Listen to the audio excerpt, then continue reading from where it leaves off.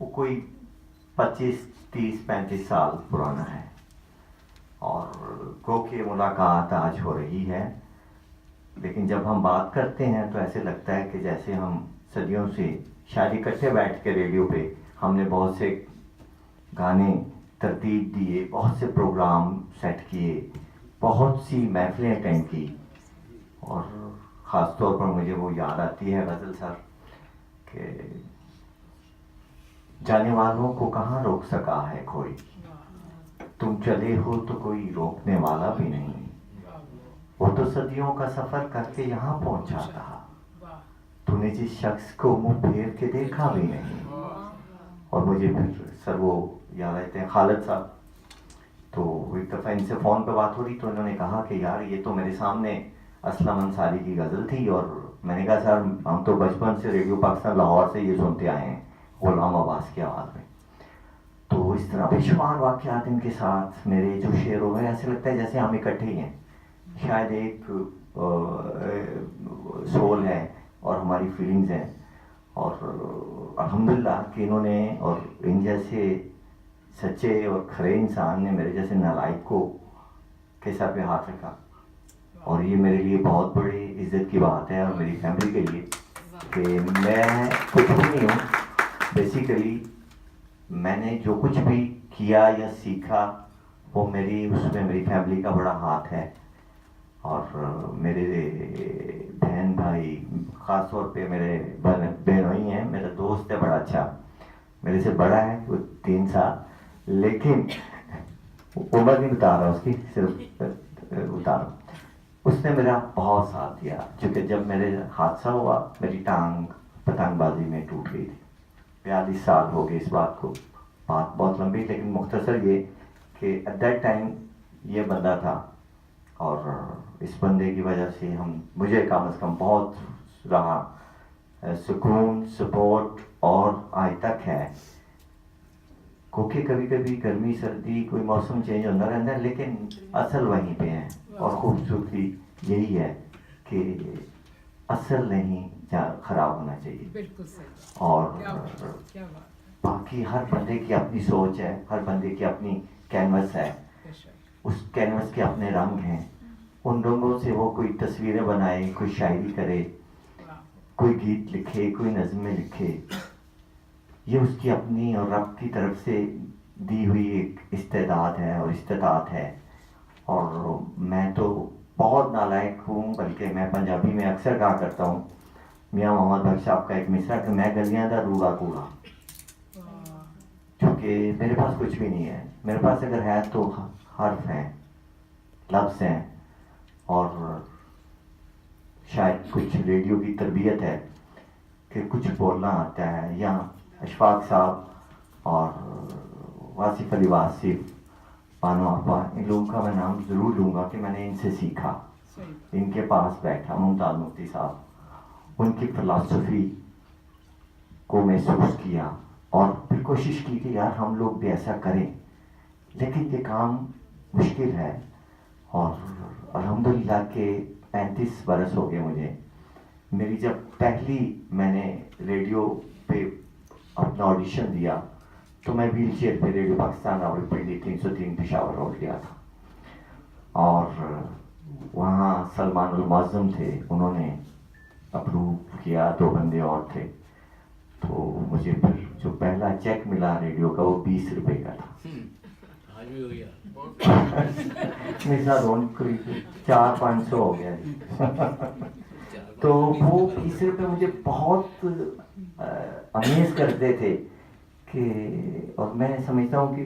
Radio Pakistan Rawalpindi میرے لیے دوسرا گھر ہے، آج بھی میں جب جاتا ہوں وہاں بڑے صحن میں، وہاں کبھی طفیل نیازی مجھے نظر آتے ہیں، کبھی قربان نیازی، کبھی استاد فتح علی ستار نواز جو تھے، کبھی شریف خان پونچھ والے، ایسے لوگ وہاں پر آیا کرتے تھے، اور ہم لوگ بیٹھا کرتے تھے، اور مزے کی بات آپ کو بتاؤں کہ 1 کپ چائے ہمیں ملتا تھا، وہ بھی پروڈیوسر کی مرضی ہوتی تھی، یہ چاہ لے آیا جا کے کنٹینیو، تو ہم لوگ وہاں سارا دن بیٹھے رہتے تھے، کھانا کوئی نہیں، پیسے نہیں ہوتے سر، 15-20 روپے، اور وہ 1 چائے کے کپ میں، لیکن وہاں پہ جو ہم نے کنسیو کیا جو سوچا کہ یار ہم بھی کریں گے. پھر کچھ موقع ملا تو پروین شاکر کے ساتھ کچھ ٹائم بیٹھے, فراز صاحب کے ساتھ تھوڑا سا گزارا. ان کا لہجہ اور وہ ان کی ادائیگی سے متاثر ہم ہوئے, اور پھر ضیاء محی الدین, خاص طور پر معین اختر, ان جیسے لوگوں سے سیکھا. اور اب جو ہیں وہ بس آپ لوگوں کے سامنے ہے کہ جو بھی سامان ہے وہ اوریجنل ہے. یہ الحمدللہ جو کچھ بھی ہے, شاعری ہے, کالم ہے,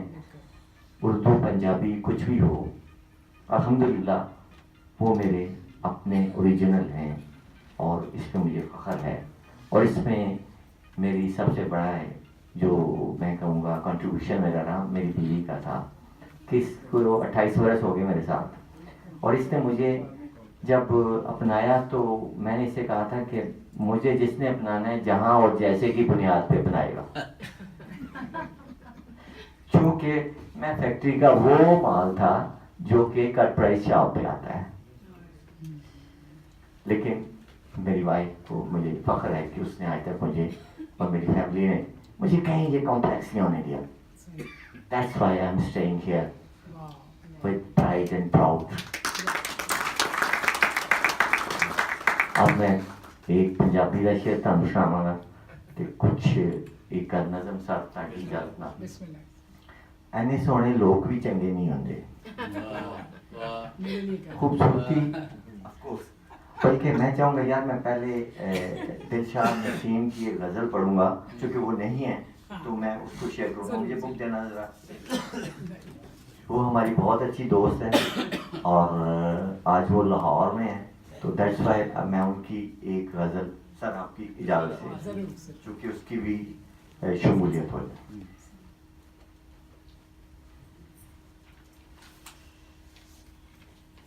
اوور آل ان کی کتاب ساری آپ لوگوں کی اچھی ہیں, لیکن ہم لوگ نالائق ہیں, شاید سمجھ نہیں سکتے.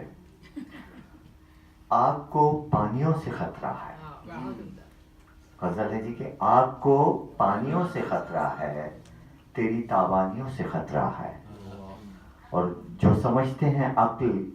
کل خود, جو سمجھتے ہیں عقل کل خود کو, ان کو نادانیوں سے خطرہ ہے. اور کچھ بھی کہتی نہیں ہے یہ بارش, کچھ بھی کہتی نہیں ہے یہ بارش, مجھ کو تو بیانیوں سے خطرہ ہے. اور مل ہی جاتا ہے مشکلوں کا حل, دل کو آسانیوں سے خطرہ ہے. مل ہی جاتا ہے مشکلوں کا حل, دل کو آسانیوں سے خطرہ ہے. اور گر جو منصف نے باندھ لی پٹی, گر جو منصف نے باندھ لی پٹی, حکم کی رانیوں سے خطرہ ہے, حکم کی رانیوں سے خطرہ ہے. اور مجھ کو خطرہ نہیں ہے آنکھوں سے, تو مجھے بڑا پسند ہے شعر. مجھ کو خطرہ نہیں ہے آنکھوں سے, آنکھ کے پانیوں سے خطرہ ہے. مجھ کو خطرہ نہیں ہے آنکھوں سے, مجھ کو خطرہ نہیں ہے آنکھوں سے. اور تیری آنکھیں بہت وہ ہیں, ڈیپتھ ہے ان میں. اور آنکھ کو پانیوں سے خطرہ ہے. اور آخری شعر ہے کہ تجھ کو رخصت کیا تو گھر نہ گئی, تجھ کو رخصت کیا تو گھر نہ گئی, گھر کی ویرانیوں سے خطرہ ہے,